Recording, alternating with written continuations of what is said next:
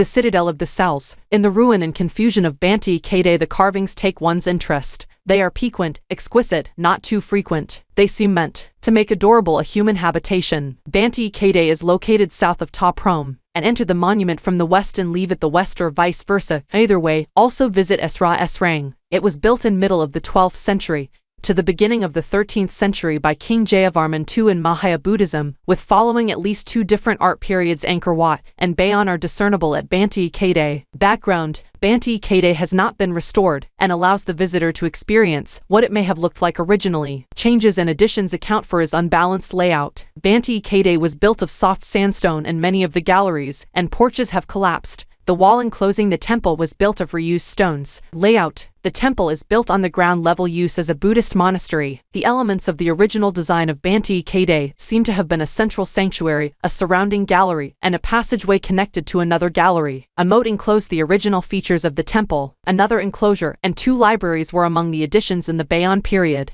The outer enclosure is made of laterite and has 4 entry towers. A rectangular courtyard to the east is known as the Hall of the Dancing Girls, a name derived from the decoration which includes dancers. The entry tower of the second enclosure is in the shape of a cross with 3 passages. The 2 on either end are connected to the literate wall of the enclosure. 320 by 200 scrolls of figures and large female divinities in niches. In the interior court there is a frieze of Buddha. A causeway of a later date, bordered with serpents, leads to the entry tower of the third enclosure. It comprises a litrao wall, includes a gallery with a double row of sandstone pillars that open onto a courtyard. Tip parts of this area have been walled in and passages limited. Vestiges of the wooden ceiling can still be seen in the central sanctuary. The galleries and halls, which join it in across to the 4 entry towers, are probably additions. 2 libraries open to the west in the courtyards on the left and right of the causeway.